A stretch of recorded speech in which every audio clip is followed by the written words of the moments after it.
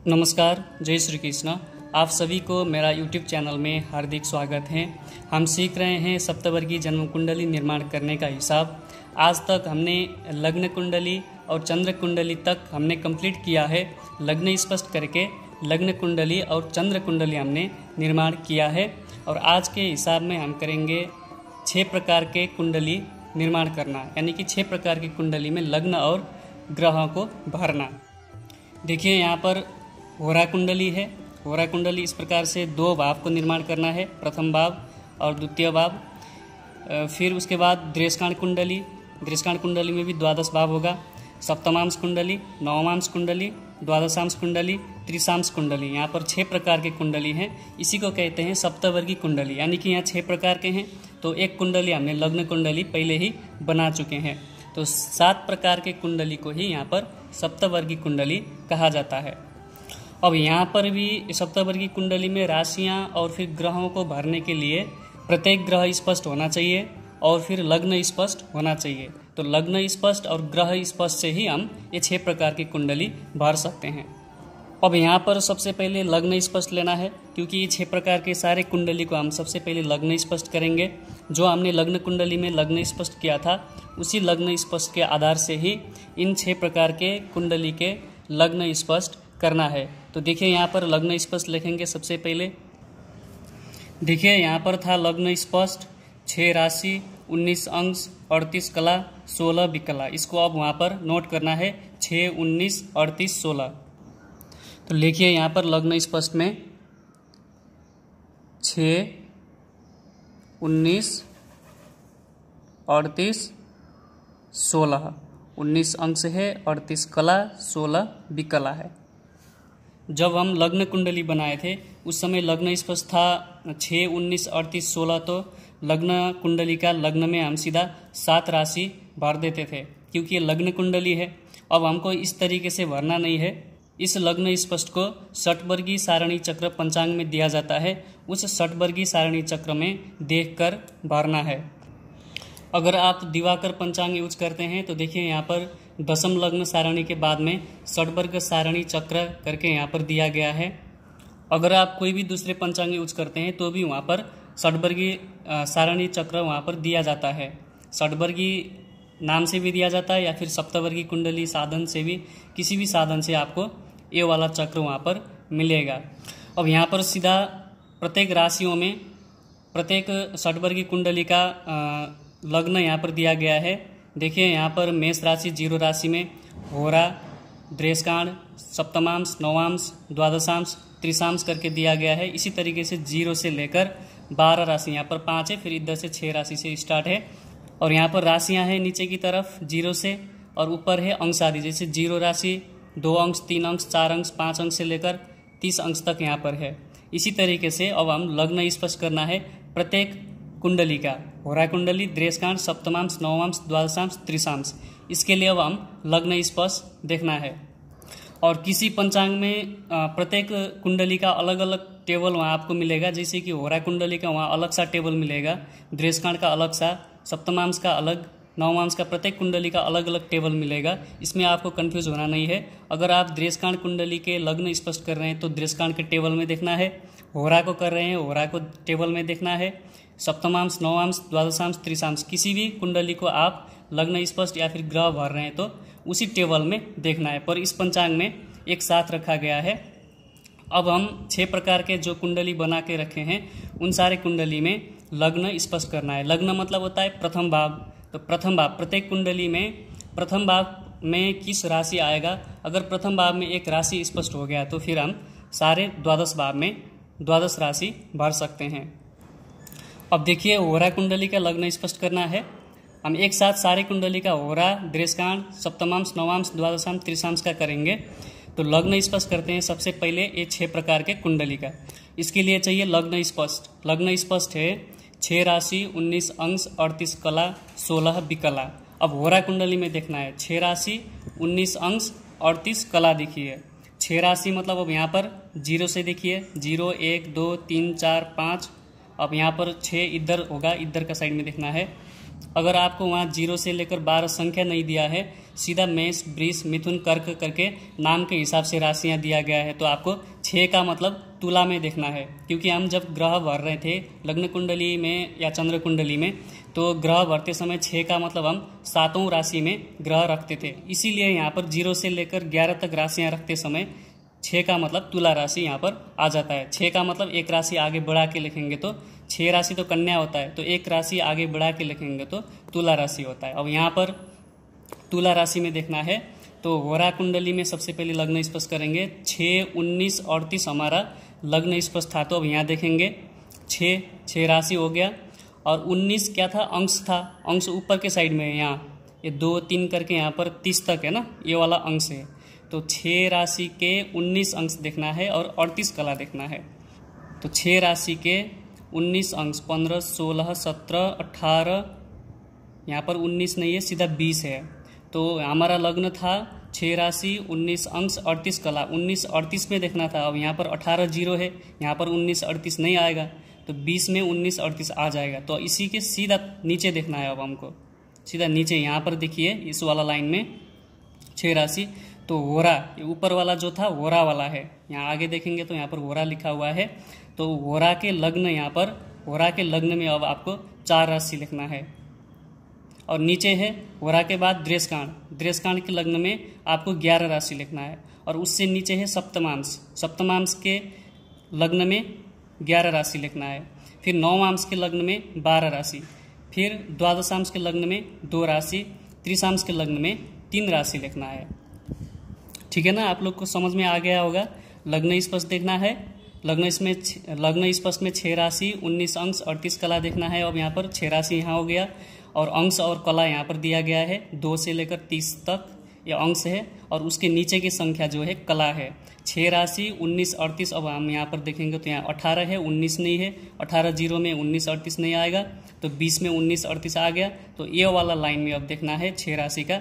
तो होरा स्पष्ट हो गया 4 लग्न, और दृष्कांड के लग्न स्पष्ट हो गया 11। इसी तरीके से भी 6 प्रकार की कुंडली के लग्न अब यहाँ से देख के आपको लिखना है। अब भर दीजिए प्रत्येक कुंडली में, लग्न में भरना है। लग्न मतलब प्रथम भाव 4 राशि 11 11 12 2 3, प्रत्येक कुंडली में सीरियल वाइज आपको भरना है।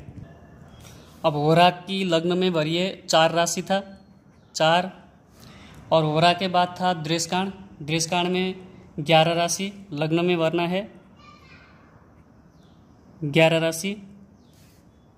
और दृष्कांड के बाद फिर सप्तमांश में भरना है 11 राशि लग्न में। फिर सप्तमांश के बाद नवमांश में भरना है 12 राशि। 2 राशि था द्वादशांश में 2, अंतिम में त्रिशांश में था 3 राशि। लग्न स्पष्ट अगर हो गया तो फिर द्वादश भाव में क्रमशः फिर 12 प्रकार की राशियां सीधा भरना है। तो लिखिए, होरा कुंडली में 2 प्रकार के भाव होते हैं। तो लग्न में 4 राशि आ गया, तो अब यहाँ पर 5 राशि होगा, और भाव इसमें नहीं है, सिर्फ 2 भाव होते हैं होरा कुंडली में। अब दृष्कांड में 11 भाव, अब दृष्कांड में 11 राशि लग्न में है, तो अब 12 1 2 3 4 एंटी क्लॉकवाइज के तरीके से यहाँ पर राशियाँ भरना है। 5 6 7 8 9 10। इसी तरीके से यहाँ पर भी 12 9 10, और यहाँ पर भी 12, फिर इसके बाद 1 2 3। इसी तरीके से आपको पूरा कुंडली में अब पहले राशि भरना है। तो 1 2 राशि, तो पूरा 6 प्रकार के कुंडली में राशि कंप्लीट हो गया। तो मित्र लोग, मैं आप लोगों को बताना चाहता हूँ 6 प्रकार के कुंडली क्यों दिया जाता है।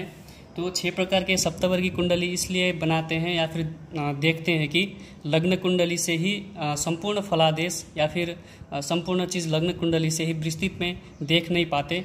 इसलिए अगर आपको विस्तृत में या फिर सूक्ष्म तरीके से किसी के बारे में विश्लेषण करना हो तो ये सारे प्रकार के कुंडली, सप्तवर्गी कुंडली देखना जरूरत है। ऐसे तो कुंडली 16 प्रकार के भी होते हैं, पर इतना चलन चलती में नहीं है। अगर आपके पास अच्छे ज्योतिष के नॉलेज हैं, आपके पास अच्छे कैलकुलेशन और मेथड से बनाया हुआ कुंडली आपके पास है, तो बढ़िया से अत्यंत सटीक तरीके से आप इसका एनालिसिस कर सकते हैं। और होरा कुंडली से होरायाम वही संपदाद्यम सुखम च कहा जाता है। होरा कुंडली से हम संपत्ति यानी कि धन कितना संचित है, कितना सेविंग करता है जीवन में, ये चीज़ देखने के लिए होरा कुंडली देखा जाता है। और फिर उसके बाद दृष्कांड कुंडली देखा जाता है। दृष्कांड कुंडली देखा जाता है भातृ सौख्यम के लिए, यानी कि भाइयों के सुख के लिए, दीदी या बहन के सुख के लिए, जीवन में कितना सपोर्ट, प्यार, सद्भाव भाई बहन के साथ में रहेगा, ये चीज़ दृष्कांड कुंडली से देखना है। सप्तमांश कुंडली से देखते हैं संतति, पुत्र पौत्रादि, संतान, पुत्र पौत्र, ये चीज़ देखने के लिए सप्तमांश कुंडली से देखा जाता है। ऐसे तो पुत्र, संतान इत्यादि देखना हो तो लग्न कुंडली के पंचम भाव से भी देख सकते हैं। ये सारे चीज़ जो यहाँ पर बताया गया है, ये चीज़ हम लग्न कुंडली से भी देख सकते हैं। पर विस्तृत में अगर सूक्ष्म तरीके से देखना हो तो इस कुंडली के आधार से देख सकते हैं। और फिर उसके बाद नवांश कुंडली, नवांश कुंडली लग्न कुंडली के साथ साथ नवांश कुंडली देखना भी बहुत इम्पोर्टेंट है। नवांश कुंडली से दिखा जाता है अगर स्त्री के कुंडली है तो उनके पति के बारे में, वैवाहिक जीवन के बारे में, तो पुरुष का कुंडली है पत्नी के बारे में, सौभाग्य, सुख इत्यादि, वैवाहिक जीवन इत्यादि देखना हो नवांश कुंडली से देखते हैं। और ग्रह वर्गोत्तमी है या नहीं है वो चीज़ भी देखने के लिए नवांश कुंडली अत्यंत ज़रूरत है। नवांश कुंडली तो हमेशा लग्न कुंडली के साथ साथ देखना अत्यंत आवश्यक होता है। उसके बाद द्वादशांश कुंडली देखना है। द्वादशांश कुंडली इसलिए देखा जाता है माता और पिता के सुख अपने जीवन में कब तक और कितने समय तक रहता है, और अपने परिवार से, माता पिता से कितने सपोर्ट, प्यार, सद्भाव परिवार में बना रहता है, वो चीज़ देखने के लिए, विस्तृत से देखने के लिए द्वादशांश कुंडली से दिखा जाता है। ऐसे तो माता पिता के सुख लग्न कुंडली से हम चतुर्थ और दशम भाव से भी देख सकते हैं, पर अगर विस्तृत में सूक्ष्म तरीके से देखना हो तो एक कुंडली प्रयोग कर सकते हैं। फिर उसके बाद त्रिशांश कुंडली है। ये व्यक्ति का धर्म, कर्म और इनके पास कितने अच्छे मित्र होंगे, समाज कितना अच्छा रहेगा और कैसा समाज में ये अपना निवास स्थान बनाएगा, और अपने आस पड़ोस के बीच में कैसा संबंध रहेगा, और व्यक्तियों के पास, समाज के व्यक्तियों के साथ में कैसा संबंध रहेगा, ये चीज़ देखने के लिए त्रिशांश कुंडली देखना आवश्यक है। ये सारे चीज़ संहिता ज्योतिष में आता है। जब हम पूरा हिसाब खत्म करके एक सप्तवर्गीय कुंडली, एक जन्म पत्रिका पूरा कर लेते हैं, भर लेते हैं, फिर उसके बाद फलादेश पढ़ते समय, फलित ज्योतिष पढ़ते समय ये चीज़ आता है। मैं छोटकरी में आपको समझाया। अब हमको इस प्रत्येक कुंडली में ग्रह भरना है। ग्रह आप कैसे भरेंगे? जैसे हमने लग्न स्पष्ट किए थे, सेम उसी तरीके से यहाँ पर ग्रह भरा जाता है। अब कुंडली के ये 6 प्रकार के कुंडली में प्रत्येक भाव में ग्रह भरने के लिए ग्रह स्पष्ट होना जरूरत है। जो ग्रह हम भर रहे हैं उस प्रत्येक ग्रह को स्पष्ट देखना है। जैसे यहाँ पर देखिए सूर्य स्पष्ट है, 1 राशि, 24 अंश, 15 कला। अब 1, 24, 15 फिर हम उस षटवर्गीय कुंडली में देखते हैं। देखिए यहाँ पर 1 मतलब वृष राशि, 1 का मतलब होता है आपको यहाँ हमेशा वृष राशि लेना है, क्योंकि 1 राशि से आगे वाला राशि में चला गया, तो इसलिए यहाँ पर वृष राशि को देखना है। 1 राशि, 24 अंश, 15 कला। यहाँ पर देखिए ऊपर वाला संख्या देखना नहीं, नीचे वाला जो जहाँ पर 30 तक दिया गया है या अंश 30 तक होता है, तो 24, 15 देखिए यहाँ 21, 22, 23, 24 यहाँ पर बीच में नहीं है, 25, 0, 23, 20, 25, 0। अब 25, 0 के नीचे देखना है, क्योंकि 24, 15 तो 23, 20 में नहीं आता, 25, 0 में आता है। तो 25, 0 के नीचे 1 में देखिए, यानी कि वृष राशि में यहाँ पर ये वाला लाइन को आपको भरना है। अब यहाँ पर 5, 10, 1, 5, 11, 10 ये सूर्य का है ना, हम सूर्य का राशि देख रहे थे। तो अब होरा कुंडली में देखिए यहाँ पर आगे, यहाँ पर होरा कुंडली में 25 के नीचे सीधा मैं यहाँ पर साइन देता हूँ। तो होरा कुंडली में 25 के नीचे ये था 5 राशि में सूर्य स्थित रहेगा। फिर दृष्कांड में 10वें राशि में सूर्य स्थित रहेगा। फिर सप्तमांश में 1 राशि में सूर्य स्थित रहेगा। फिर नवांश में 5 राशि में, फिर द्वादशांश में 11 राशि में, फिर त्रिशांश में 10 राशि में सूर्य स्थित रहेगा। अब होरा में सूर्य था, होरा कुंडली में सूर्य 5 राशि में, सबसे पहले 5 राशि था, तो अब यहाँ पर 5 में सूर्य भर देंगे। होरा कुंडली में हमेशा 4 या 5 राशि रहता है, कर्क राशि या फिर सिंह राशि। अगर लग्न में 4 कर्क राशि आया तो नीचे 5 राशि लिखना है। फिर अगर लग्न में 5 राशि आया तो फिर नीचे 4 राशि लिखना है। 5 के बाद 6 नहीं होगा, यहाँ पर 4वां या फिर 5वां राशि ही होरा कुंडली में होता है। कर्क लग्न या फिर सिंह लग्न यहाँ पर होता है। तो सूर्य था होरा कुंडली में 5वां राशि में। फिर हमने तालिका में नीचे देखे थे, दृष्कांड में था 10वां राशि में। दृष्कांड में देखिए सूर्य यहाँ पर 10वां राशि में हो गया। फिर उसके बाद सप्तमांश में था पहला राशि में, प्रथम राशि में एक राशि मेष राशि में, सूर्य यहाँ पर मेष राशि में। नवांश कुंडली में था सूर्य सिंह राशि में। अब यहाँ पर सिंह राशि सूर्य 5वां राशि हो गया। फिर उसके बाद द्वादशांश कुंडली में था 11वां राशि में, यहाँ पर सूर्य 11 राशि में, कुंभ राशि में सूर्य स्थित है। और फिर त्रिशांश कुंडली में था 10वां राशि में, 10वां राशि में। अब इसी प्रकार से चंद्र स्पष्ट देखेंगे, चंद्रमा भरना है। देखिए यहाँ पर चंद्र स्पष्ट है, 4 राशि 13 अंश 46 कला। अब षटवर्ग की सारणी में देखना है 4, 13, 46। देखिए यहाँ पर 4 मतलब सिंह राशि लेना है, आगे वाला राशि। यहाँ ऑटोमेटिक 4 0 से लिखा है तो यहाँ पर 4 सिंह में हो जाएगा। तो 4, 13, 46, 4 यहाँ है। 13 अंश देखना है, अंश वाला लाइन ए वाला है 30 तक। 13, 46, यहाँ पर 13, 20 है तो 13, 46 यहाँ पर नहीं आएगा, तो ए वाला रो में देखना है 15 वाला। तो 4, 13, 46 था तो 15 में आ गया, 15 0 में 13, 46 आ जाएगा। तो 4 इसके सीधा देखिए नीचे 4 में, यहाँ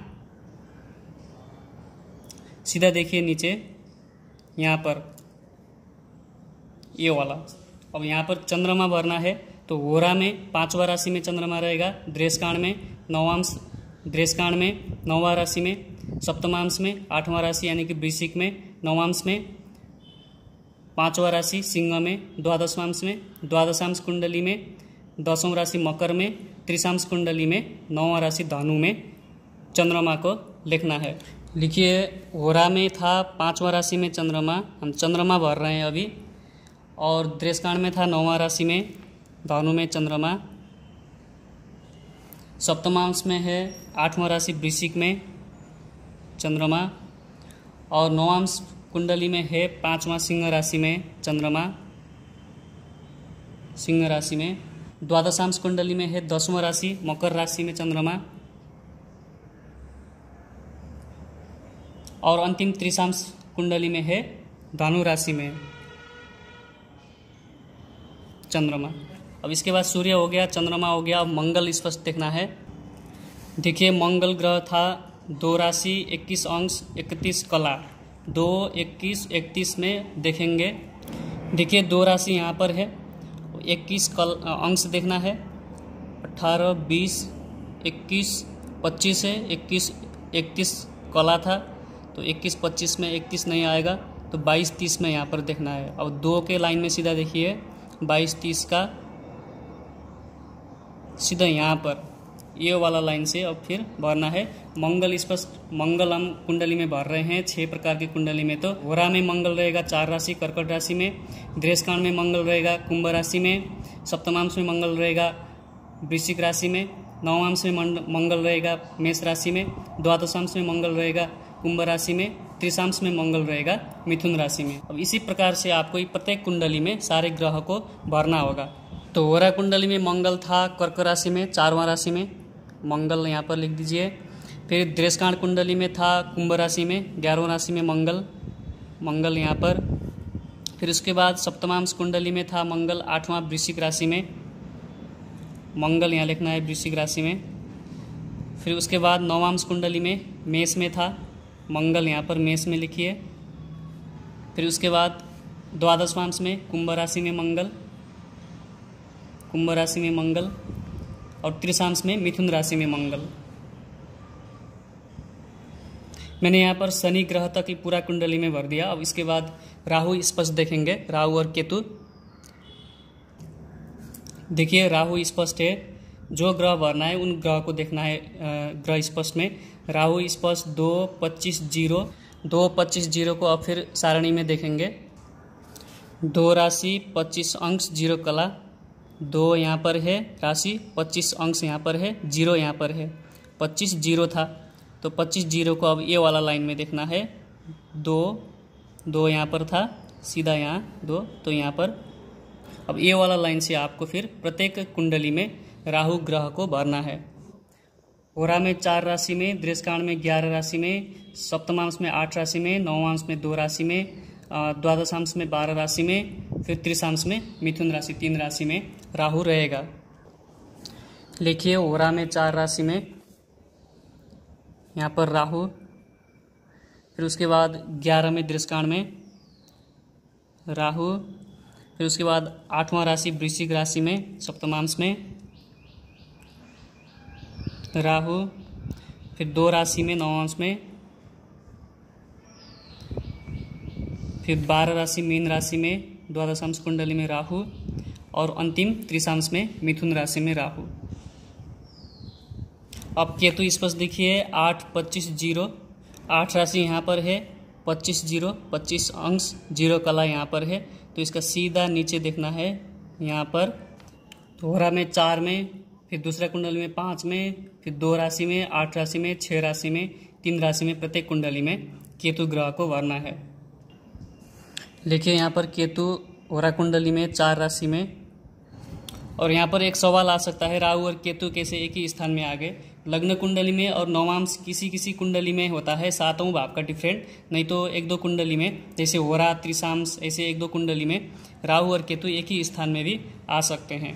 5वां राशि में केतु, और फिर सप्तमांश कुंडली में 2 राशि में केतु, नवांश कुंडली में 8वां राशि में केतु 8वां में, फिर द्वादशांश में 6ठा राशि में कन्या राशि में केतु और त्रिशांश में मिथुन राशि में केतु। मित्रों, इस तरीके से हमने लग्न कुंडली, चंद्र कुंडली और यहाँ पर 6 प्रकार के कुंडली करके सप्तवर्गीय कुंडली अंतर्गत 8वें प्रकार के कुंडली निर्माण किया है। तो आप लोगों को वीडियो कैसा लगा? आप भी प्रैक्टिस कीजिए, मैं भी सिखाने का भरपूर प्रयास करूंगा। आप लोग को भी प्रैक्टिस करना होगा। मैथमेटिक्स और ऐसा चीज़ है, जितना आप प्रैक्टिस करोगे उतना ही आएगा। तो वीडियो को अगर अच्छा लगा तो लाइक कीजिए, शेयर कीजिए, अपने दोस्तों के साथ भी शेयर कीजिए जो पढ़ना चाहते हैं। तो ठीक है, फिर इसके बाद दूसरा वीडियो में मिलते हैं। तब तक आप प्रैक्टिस करते रहिए। जय श्री कृष्ण, जय श्री राधे।